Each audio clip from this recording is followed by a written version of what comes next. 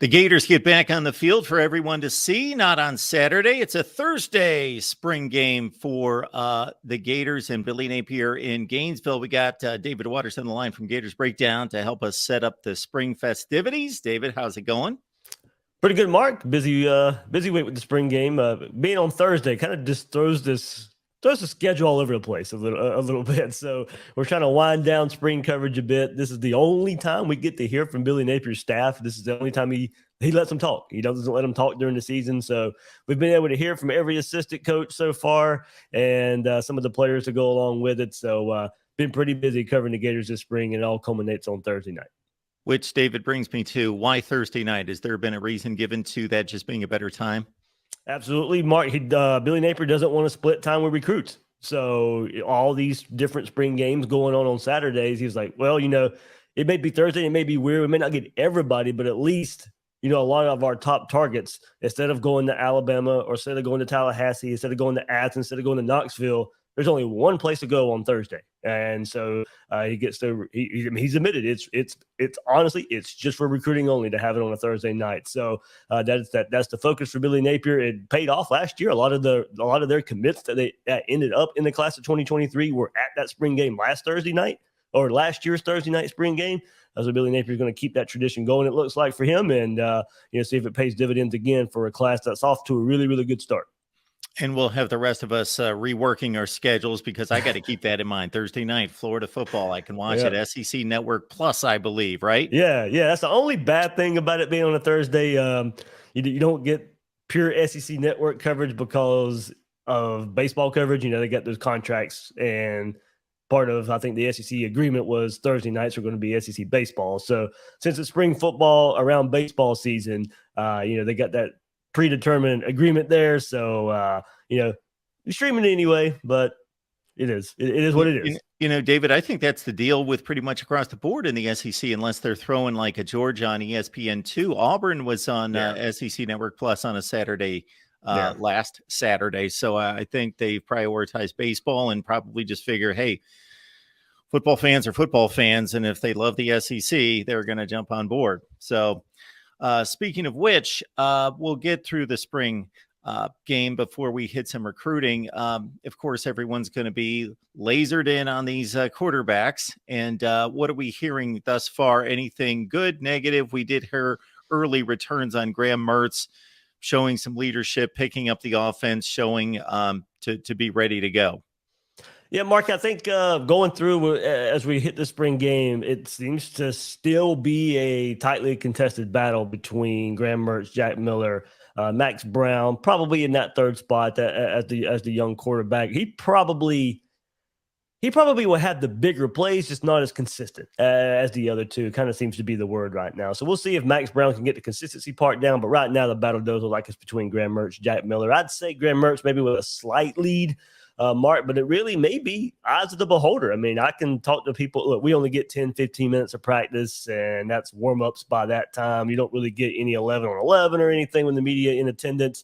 But asking around from people who've been to the scrimmages and been at practice, might be eyes of the beholder, Mark. You talk to somebody and say, oh, Graham Mertz looks better. You talk to somebody else and it's Jack Miller looks better. And Mertz seems to be the more consistent that I've heard, maybe looking better. But that lets me know that, he's not really separating right now from Jack Miller. So we'll see how long the battle goes on. I'm not so sure Thursday night will go into some ultimate determination for Billy Napier naming a starter. I asked him last week, is there a timeline to name a starter? He says, not really. We'll cross that bridge when it gets there. So I honestly believe him if he thinks he has the guy who will be the starter. I do think he'll name it.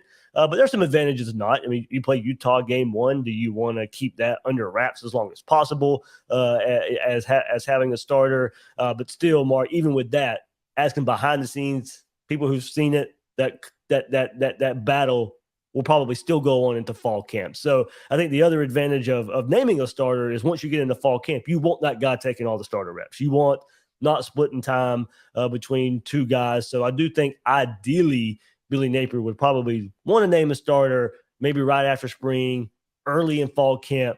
So the splits are so the rep splits are going to the number one guy. David Waters, Gators Breakdown, right here on YouTube, the very best in Florida football coverage. You can catch it on your favorite audio platform, not just the best in Florida football coverage, but one of the very finest and most popular college football podcasts out there. So catch David and the rest of the crew there at Gators Breakdown.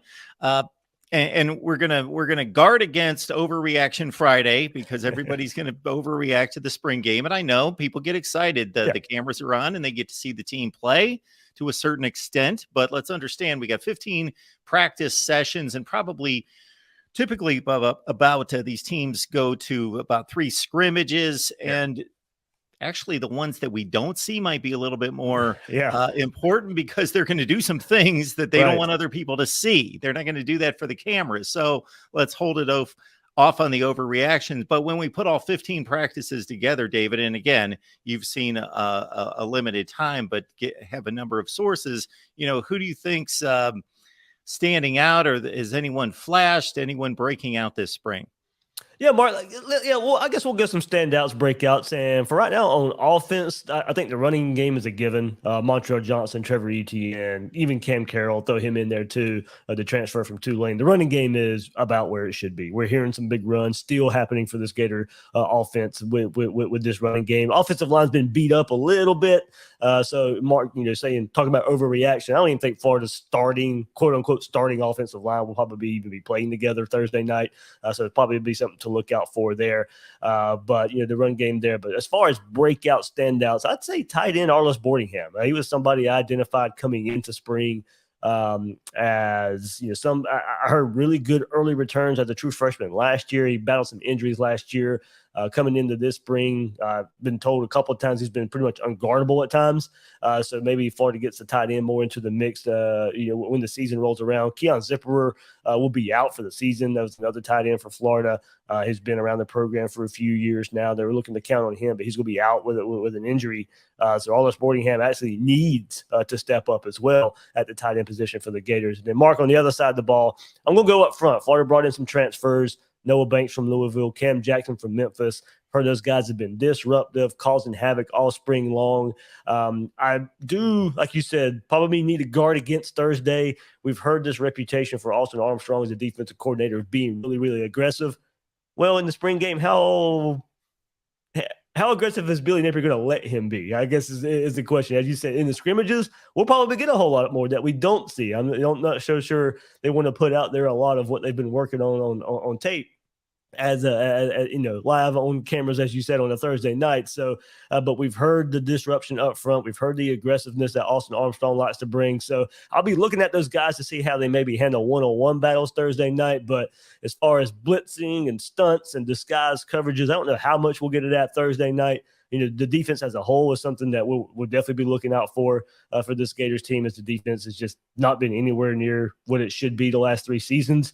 So disruption up front, and extend that for the defense. Tackling's been an issue for this defense. So, probably the basics on defense a bit. What can you do on one-on-one matchups?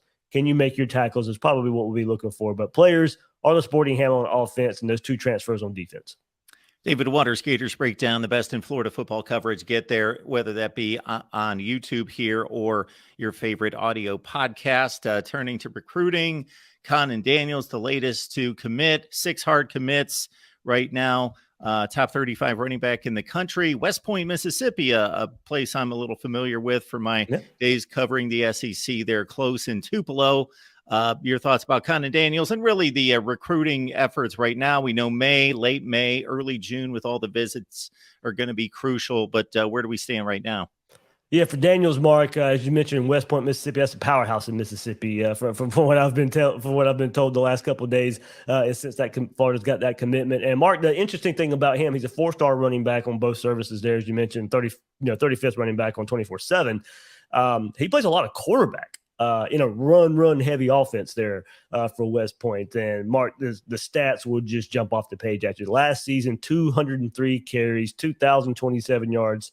10 yards a carry, 24 touchdowns. So they use him in a multitude of ways, mainly at quarterback, but he's played some running back. He's played some receiver where he'll, slot, he'll motion in and take a handoff or whatever, but very convincing in his running. Once he sticks his foot in the dirt, he's runs with a lot of conviction.